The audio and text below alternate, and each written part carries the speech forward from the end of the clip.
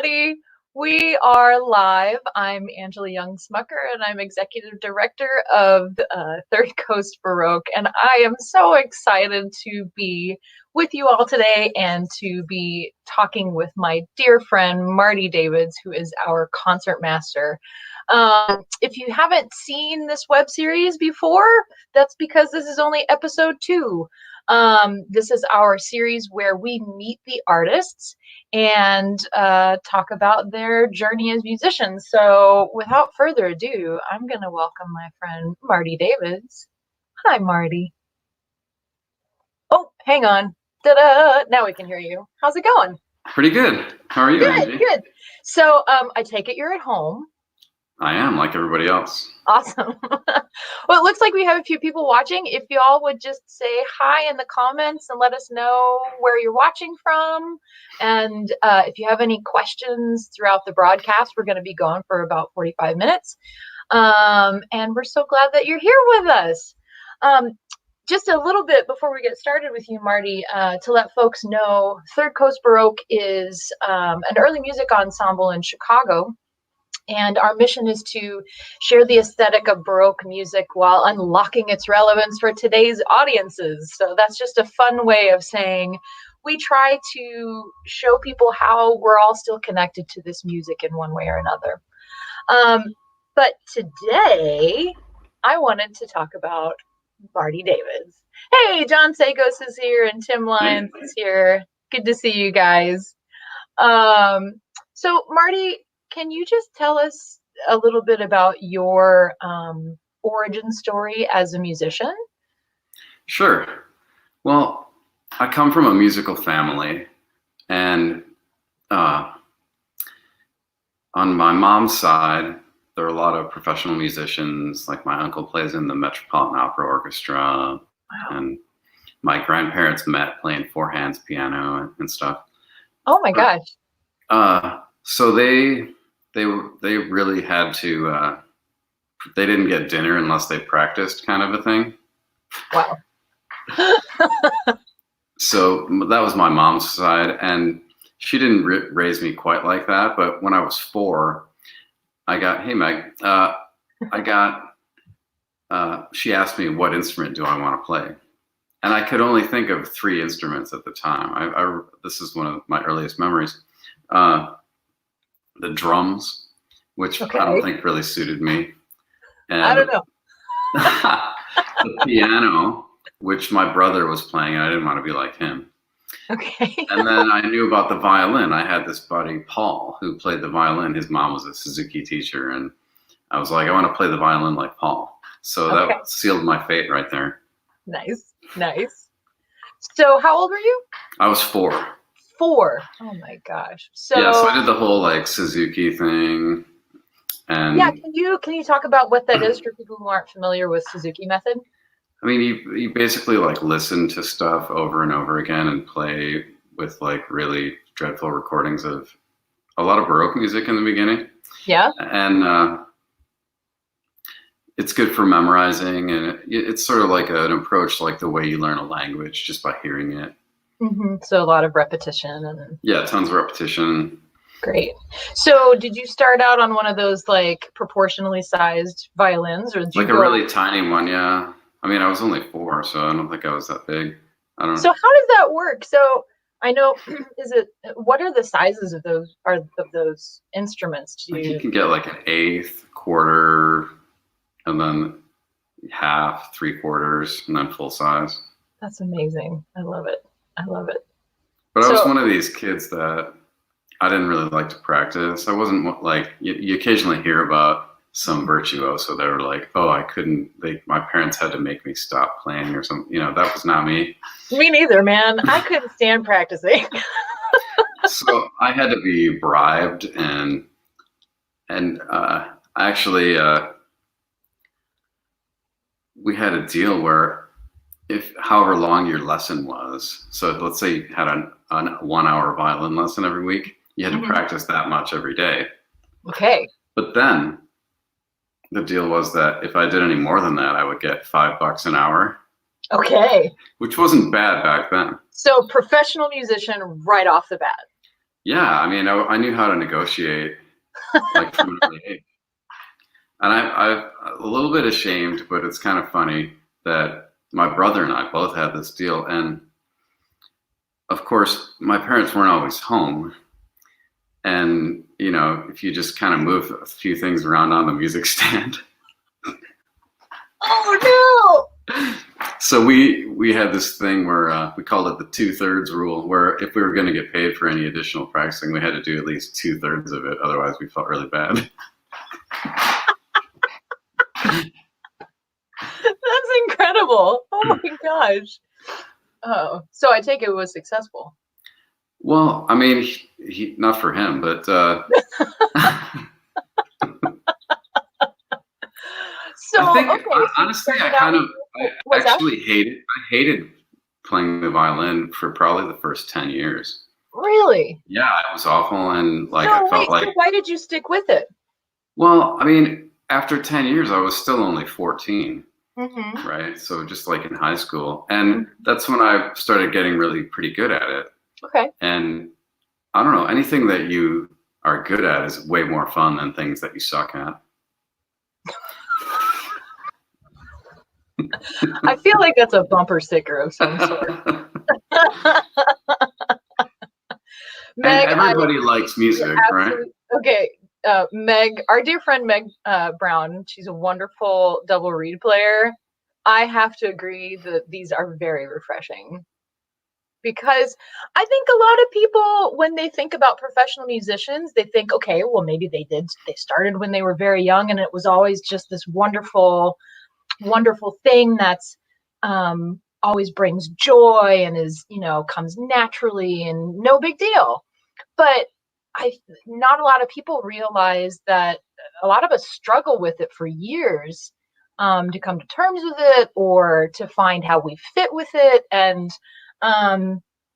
yeah, I mean, there are times where I still don't like practice. Right now, I don't know about you, but right now I find it really hard to practice. I find it really hard to make music. For one, I'm by myself, which is hard for a singer to do sometimes. But I know you've been doing some online performances. You want to talk a little bit about that? Yeah, I had a couple gigs. I played one last night. It was just like a mini concert, like 15 minutes, a Facebook Live thing. Nice. And that kind of thing, you don't want to sound bad, so of course you practice. Of But course. it's normally, at least at this point in my life when I'm practicing, it's not like I don't know, it's more like to prepare for something I've got to do later, you know? Mm-hmm. And the more things I've got to prepare, the more I practice. But if I don't have anything, I try to scale back and like conserve my hands or whatever it is, you know.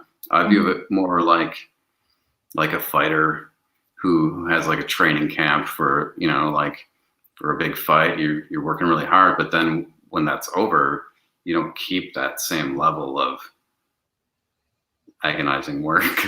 Yeah. Yeah. I mean, I've been kind of thinking, you know, we sort of have to maintain our basic status, you know, in order to keep up our chops, so we can be ready. Because a lot of us don't know when this is going to be over. You know, we're trying to think about, well, what happens after all of this, and we don't know what after looks like yet, or when after will begin. Of course, it's going to be totally different, at least in the beginning, because no one's going to want to congregate, and it's going to be scary for audiences. Yeah, yeah, and I think, you know, I know for our leadership and our administration with Third Coast, everybody is paying very close attention to the news and our local officials. I know Governor Pritzker and Mayor Lightfoot are doing like daily updates on, excuse me, on what's going on in Chicago. And I think we're obviously being very mindful of that. We had to postpone our April shows, which we're working hard to reschedule for the fall. Isn't that this week? Yeah, it was supposed to be this Friday and Saturday. So yeah, it's weird looking at the calendar now. It is. It is. Yeah, I think what's today? Tuesday? Yeah, today was supposed to be our first day of rehearsal for that. So yeah, so I would say that there's like a maintenance type of practice, you know? yeah. Like I think even Bach said, like if you do an hour a day, you won't get any worse. Mm-hmm. I don't know if that's true or not, but that I he mean, said it or the statement itself. But there's sort of a mental health aspect to practicing too, and mm-hmm. just making some music, making some sounds, Mm-hmm. but right now, yeah, everything's different right now. It is. It is. Well, I'm going to switch gears for just a second. So we talked about you starting violin when you were 4. So you've obviously graduated from the 1/8 size, I believe. Yeah. So would you mind showing us one of your instruments? Yeah, the one I've got up here is this. I'm in my bedroom, by the way. Yeah. I was kicked out of the music room by my wife, who's got to work down there. She's Fair got enough. a real job. So I've got. Here, I'll put you on so people can see. Well, I should have cleaned up. You're fine. I've got my Baroque violin up here, and it's an Italian violin by a guy named Ferdinando Alberti. Ooh. And it was made in 1750. And it is generously loaned to me from the Flint collection. Wow. I just have paid insurance. Yeah. And it's a nice fiddle. And it's one of the, very few violins were kept in their original state. Like a lot of them were sort of modernized in the 19th century. They cut them up in certain ways. And that happened to this one, but then it was re-baroqued. Oh.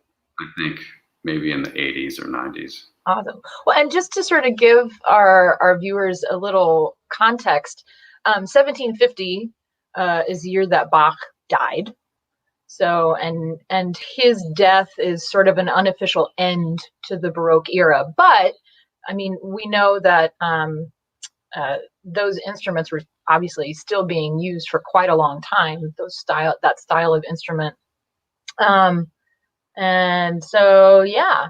And also for folks who aren't familiar with period instruments, which is what we call them, can you talk about the difference in strings versus modern instruments that people would see in a modern symphony orchestra? Yeah, let me just grab it really fast. Great.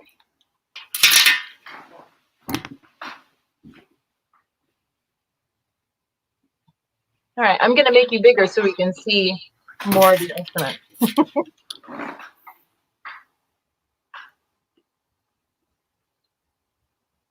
All right. Awesome. So, well, one of the main differences is that we string it with gut strings. And I don't know if you can see that where I've actually tied the knot to get the string to stay on there. These ones are wound in metal, but there's a gut inside that. And when we say gut, like we mean like the guts of an animal, yeah? Yeah, sheep. Bah. Awesome. So yeah, this is the Alberti. It doesn't have a chin rest or anything on it. Let's see. Awesome. Can you tell us about those sassy tassels? Yeah, so, back in the day, people had very ornate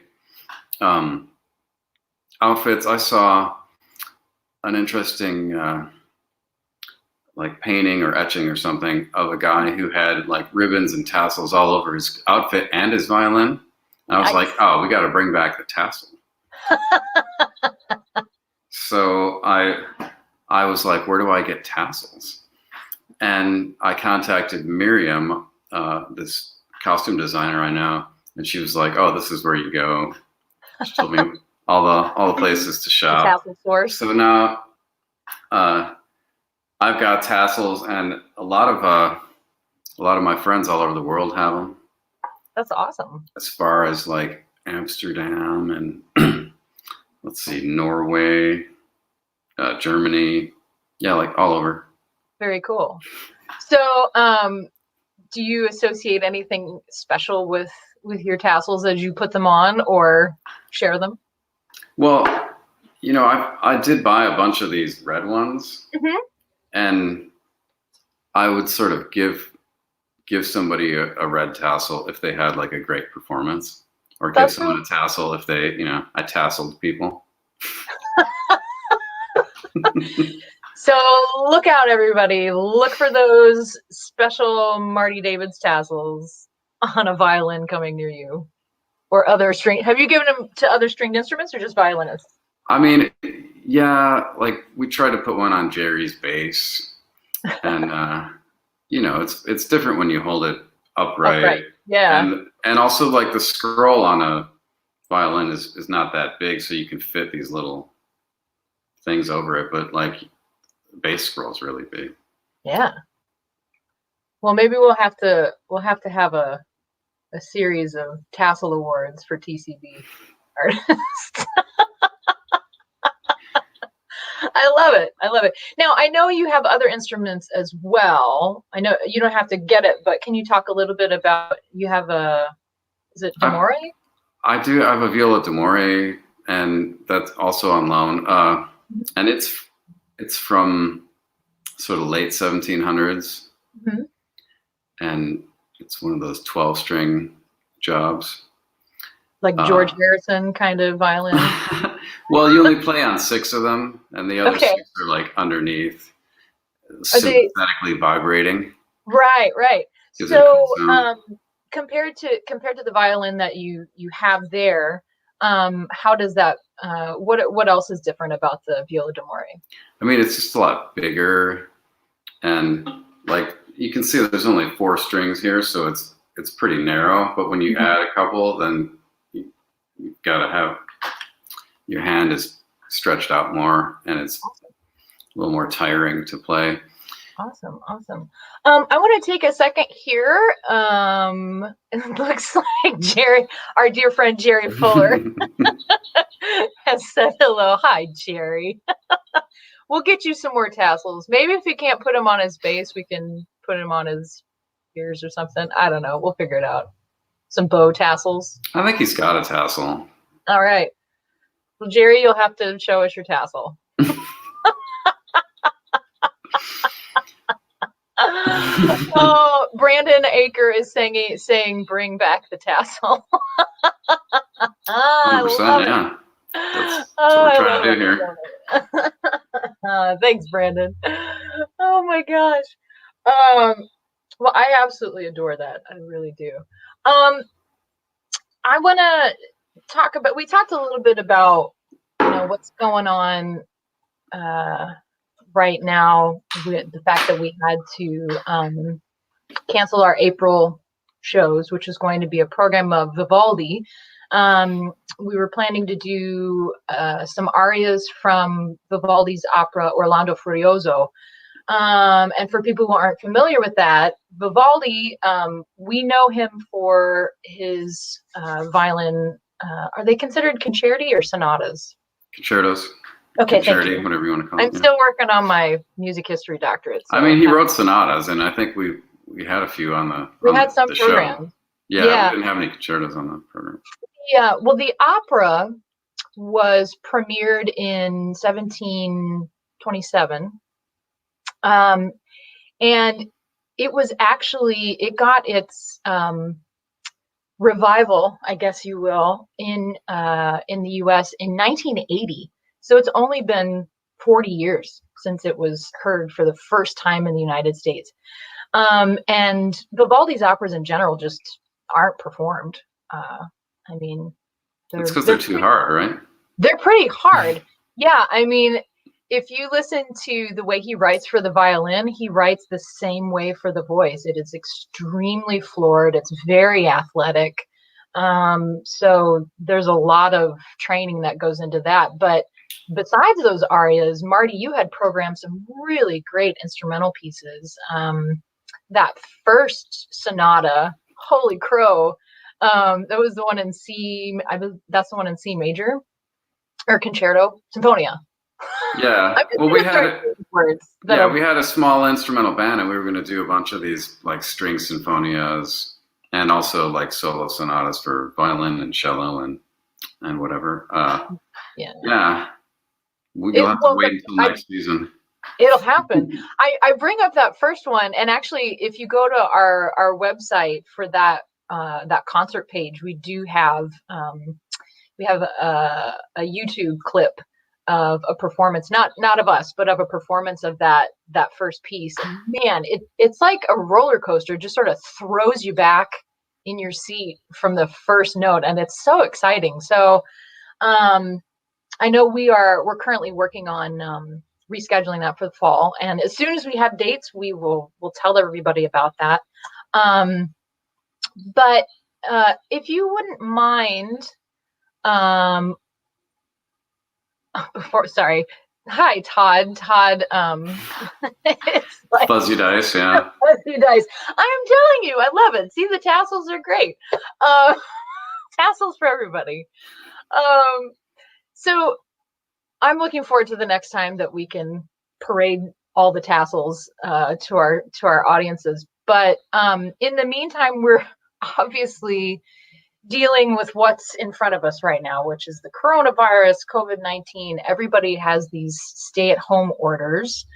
I know Illinois was the second state to issue a stay-at-home order. I'm actually down in Central Florida, and it took us a while to get that order. But Marty, I just wanted to ask, like, how has this affected you in terms of your work and in terms of sort of your day-to-day operations? Well, basically it wiped out all my work. I mean, my work consists pretty much exclusively of just playing the violin in front of audiences. And that's not possible until we don't know when. So everything on my schedule is basically either X'd out or it's got a big question mark by it. How far out have things been officially canceled or postponed for you? Through the summer or through next year? Or? Well, there's still a summer festival that's a question mark. Mm-hmm. So we don't know about that. But yeah, I mean, people are asking me about dates for next season, and I really don't know what to say. But especially certain ensembles are slower at getting their dates together than others, and I'm kind of like, it's a tough time to bother people about it, Right. Yeah, I think everybody's just kind of uncertain about, do we continue to plan like things will go back to normal at a certain time? What will that normal be like? Well, I think with my group, I probably won't plan anything until, I usually do something in December. So right. I think hopefully that'll be okay, but who knows? Yeah, I know. I mean, I know we've had colleagues who've had cancellations for next year, in the year 2021 already, which is just really, really sad. But I know TCB behind the scenes, we're working to try and move ahead with next season as planned. And we'll just roll with things as they come. But I think everybody is really itching to make music together again. For sure. I mean, I have little thoughts about things like, well, what if I can't do like a concert with an audience? What could I do? And I think once things open up even a little bit, like small groups of people will be able to get together and make a record at least. Yeah.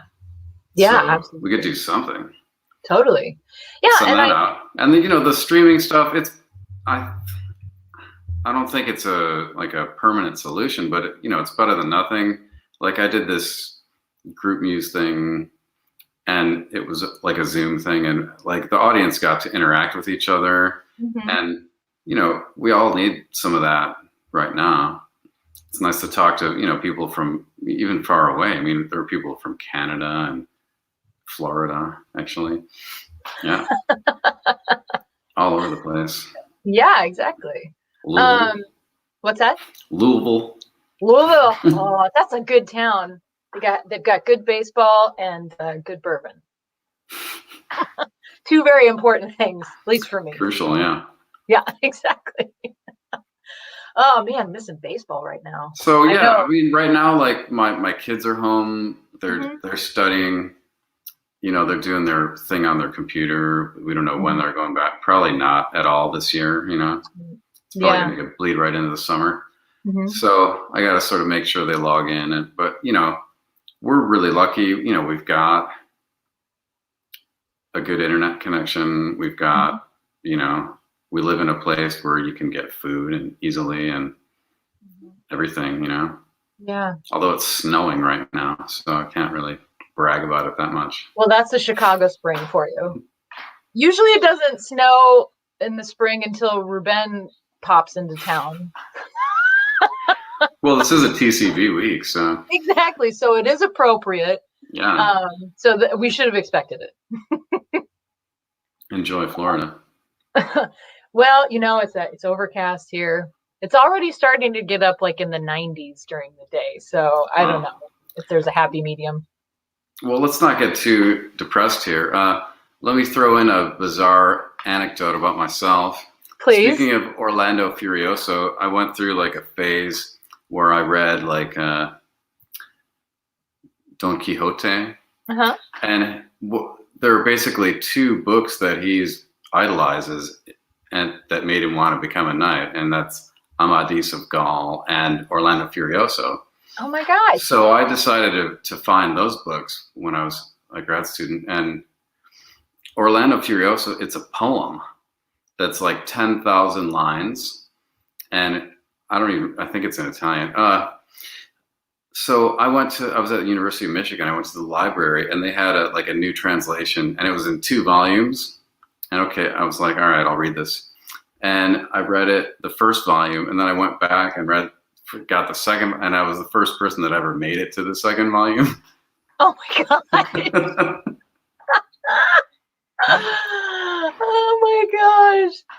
But Amadis is way better than that. That's like super fun, like knights action. Yeah. Chivalry stuff. Yeah.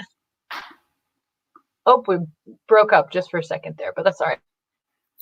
Yeah, my favorite part of Orlando, though, is he goes to the moon and finds a bottle of stuff, and it turns out to be his. Orlando goes to the moon. And he sees a bottle like on a shelf somewhere, and he drinks it, and it turned out that was his wits. So he's got his wits back at that point. I thought that was awesome.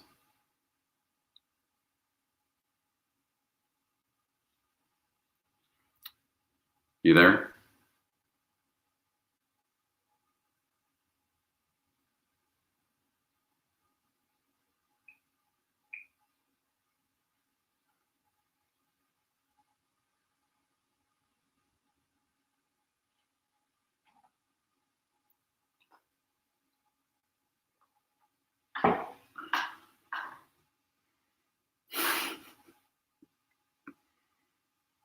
This is a good question. Thanks, Brandon. So Brandon Aker, for those of you who don't know, Brandon, who actually will be on next week with Meet the Artist. He is one of our resident pluckers playing theorbo and lute, and has a great question from Marty, asking, can you tell us about your history playing in bands and perhaps the origin of the leather pants? We'll get to the leather pants in a second. First. Bands. Okay. Yeah, I mean, in the 90s, I lived in South Florida, and I was in like an alternative rock band, playing all the dive bars in Fort Lauderdale. For the Spring Breakers? Around there, yeah. Awesome. And I did that for a while, and I bought an electric violin and like was totally jamming out. Oh my gosh. Hey, Susan. Hey. She's out in California. So you're jamming out in Fort Lauderdale on an electric violin. Do you still have it? Oh yeah, I've got it. It's a Zeta. Okay. It's a period instrument from the 90s. They don't make them anymore. Oh man, we might have to do an 90s authentic dress. It's black. You know, I got into the whole electric violin thing then, and you know, with all these crazy effects. And actually, when I was at Indiana at the Early Music Institute, I got like a little band together, an electric Baroque group that we called it Discontinuo. Oh no. Brandon, I think this is a challenge. I don't know. We did an album too, like sort of a demo album. Oh my God. You can still hear it. Yeah. It's pretty awesome. I think we're going to have to feature like a track of that. Electric gamba, keyboards, and electric violin.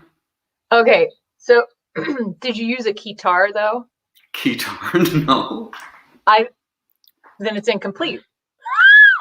But dude, you got to hear the John Come Kiss Me track, in which I do like record scratching sounds on the violin. On one of the variations. Oh my gosh. All right. This is okay. This is gonna, yes, Brandon, this is incredible. I didn't know about this. And that is actually, to tie it in, that is when I purchased my first pair of leather pants. Okay. Playing with that group. I think actually there was like some leather store going out of business, and I went down. I was like, why not? I'll get some pants, or, you know. Oh my God. Well, I don't think you sported the leather pants for TCB, but I do have an awesome picture of Marty being a rock star, and I will share my screen here and show y'all. Look at that guy. The classic on the knees. On the knees, playing Vivaldi like a rock star. I love it. I love it. But just, you know why I love this picture? And it's not just because you're down on your knees being amazing. But I just love the utter joy that's in everybody's face. And this was the whole gang on stage. So this was in the spring of 2018, actually basically just 2 years ago this month, where we had Vivica Jeannot as a guest artist, and Marty. Yeah. What concerto was this again? It's something like Opus 4, number 12 or something. I don't know. It's a pretty kick-ass one. Yeah, totally. And that's like a moment like right towards the end of the third movement, where everybody drops out except for me. Uh-huh. And yeah. It's pretty amazing. It was pretty amazing. And I'll never forget that. Yeah. Me neither, man. I just remember like the crowd they were just so jazzed about it. It was so cool. I love it. It was just one of my favorite moments. All right. So we've got 90s bands, we've got leather pants, we've got rock star playing. Now I need to, there are just a couple other things I need to know about. Number one, martial arts. I think I've seen this sort of wrapping up your artist bio for years now. And tell me, how did you get into martial arts, and like what area of martial arts are you practicing? Is that a thing? I don't know anything about it. I mean, it started when I was a kid. I saw like the Bruce Lee movies. In fact, I had on the inside of my bedroom door, I had like Bruce Lee stickers all over it. Nice. I don't know if you can buy those anymore, but probably at the same place I get my Neil Diamond stickers. It's fine. Probably, yeah. I started out like in a karate class, and then went to this other really weird place that was more like a martial arts cult. It was really strange. Okay. And did that like in high school, and then sort of when I got really into the violin, I like in college and stuff, I didn't have time to study at all. But then when I settled in Skokie, actually, it turned out I walked down the street in downtown Skokie, and there was this place, Chinese Taoist martial arts. Okay. And I just went in to check it out, and like just totally got tossed around by this kung fu master. And I was like, this is awesome. I want to do this. That's amazing. So I just started studying these, what they call like the internal martial arts. So Xingyi and Baguazhang and a little bit of Tai Chi. I mean, he was always like, you're too tense. You got to study Tai Chi. But I never wanted to because, I don't know, it's just so, I always thought it was for old people. Dude, Tai Chi's awesome. But yeah, he was like amazing. And I think I've been doing that for, I don't know, like 14 years or something. Oh, wow. Yeah, we've had like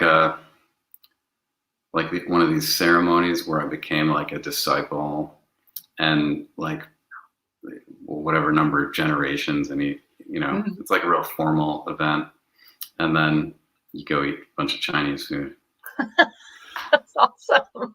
So how do you keep up on that, or is it just? I still practice. Yeah, I mean, well, the sad thing is that my teacher died like a few years ago. Yeah, actually, I played at his funeral, and then we were kind of like, what are we gonna do? But like all the senior students, like one of them figured out a place where we could meet. So we meet in like a church basement that we rent out for like a couple nights a week. So I try to go like at least once a week, but of course you can't do it now. But you can still practice on your own. Yeah. Well, and also with, in normal situations when we're traveling, I mean, that's also a challenge to sort of keep up. Yeah. If you're in a small room, you can't move around too much, but for that's sure. Amazing. So what is it now that keeps you committed to that and keeps you interested in it? I think it's one of those things where you can never reach, like there's always room to get better. It's like music kind of, like it is an art. And there's always something you can do to flow better, to have, transmit energy better, whatever it is, hit harder. And also like you gotta exercise. So it's better to do something that you don't dread to do, that, and also it's like a social thing. So you're exercising, but then you see these people that are also like into the same thing you're into, and you get to know them over all those years. And, it's good to get out and just be with people. Yeah. Yeah. And it's like, I don't know, this kind of martial art, it's like, it's a real slow development of skill. So the people that stick with it are like a certain type of person that are kind of cool. And, it's not just like jockey dudes or something. I don't know. There's women too, my Kung Fu sisters. Awesome. I think I need to add that to my arsenal. I'm like, boxing is all I can do. Yeah, but I'm up for anything. Yeah, one of my kids wanted to do boxing, and we were doing it like a couple months at the beginning of the year before all that shut down. Yeah. So that's super fun too. Yeah. Have you tried? Do you do it at home now with your kids at all, or? Actually, we're gonna do a little boxing workout today. Yeah. Awesome. That's awesome. Well, it sounds like that's something that sort of helps fuel another internal part of yourself. But I know there's also something that helps fuel you perhaps on an external level, and that's coffee. Yeah, I'm going to go there. So we only have a few minutes left, but I need people to understand that Marty has one of the most impressive collections of coffee accoutrement I have ever seen. So how and when did that start, Marty? I mean, we all know that coffee is like the elixir of the gods, but yeah, I'm not really sure how it started because I used to drink like dreadful like Folgers or whatever, like really awful stuff. But yeah. then that's just because I was raised poorly in that way. But, but eventually I figured out, that there was good coffee, and I was like, okay, I want to do this. Mm-hmm. And I started roasting coffee in 1999 was when I got my first roaster. That's amazing. And I've gone through a few different ones. And but like you said, yeah, I like to collect different coffee makers and all kinds, Do you have a favorite machine? Well, I mean, I really like, just like drip coffee, but like not out of an electric one, like the pour over. Pour over? Yeah. So Manhattans, yeah. Oh man. We'll have to save that for part 2, John.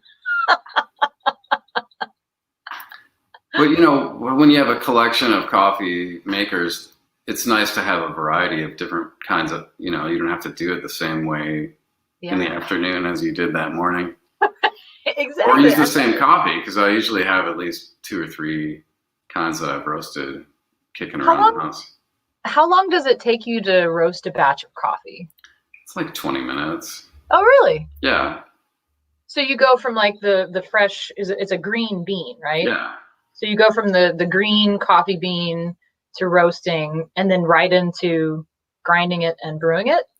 Well, I wish, but it tastes pretty bad when you first roast it. Okay. Like, there's like carbon dioxide coming off it. Right. And it tastes almost sort of grassy.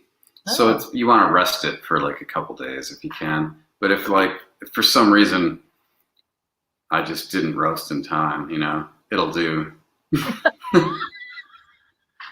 You're not going to kick over to like the instant. You're not going to grab a cup of Sanka. No, but it's infinitely better after a few days, Oh, wow. All right. Well, we'll make a deal. When I'm back in Chicago, I need a Marty cup of coffee and then followed by a Marty Manhattan. Sounds good. Yeah. All right. Well, we just have a few short minutes before we wrap up, but I wanted to thank everybody who joined us today watching. Thank you so much for your questions and your comments. You guys are great. And like all of our musician friends who tuned in, like Meg and Susan and Todd and Brandon. Oh my gosh, we miss you guys. And I know they're all doing what they can to stay active during this crazy time as well. I just wanted to share with our friends here that our board of directors for Third Coast Baroque just recently kicked off an effort to support our artists specifically, and we now have our Third Coast Baroque Artist Support Fund. Pretty straightforward, and we can't have Third Coast Baroque without our artists like Marty. And we can't have Third Coast Baroque without our supporters, all of you who are watching and listening. And so I want to, first of all, thank our board of directors for launching this effort. And if you want to help support our artists directly, both now and in the future, you can go to thirdcoastbaroque.org/donate. And all you have to do is just indicate at the time that you give where you want those funds to go. If you want them to go into this artist fund, we're happy to do that. But people like Marty help make Third Coast Baroque possible. And Marty, I really appreciate you taking time to sit down with me today. This has been super fun. It was fun. I think we're going to have to do this again, and we'll get into the whole martini situation or Manhattan situation. I don't know. Martinis. I haven't gotten into that. So many stories I didn't get to, I know, folks. Stories. I'm telling you. All right. Well, we'll definitely continue this in part 2 with Marty Davids. But until then, Marty, I hope you and your family are safe and well, and continue to be comfortable. And everybody who's watched today or watching later, we hope that you're safe and well. And we're all looking forward to the time where we can get back in the concert hall together, make some noise together, share some energy together, and then all go out for Manhattan afterwards. So, Marty, thank you. Everybody, take care, and we will see you next week, April 21st, for our next Meet the Artist with Brandon Aker, our plucker, and you'll find out about theorbos and lutes and all those fun things. So until then, thanks everybody. We'll see you next time. Bye.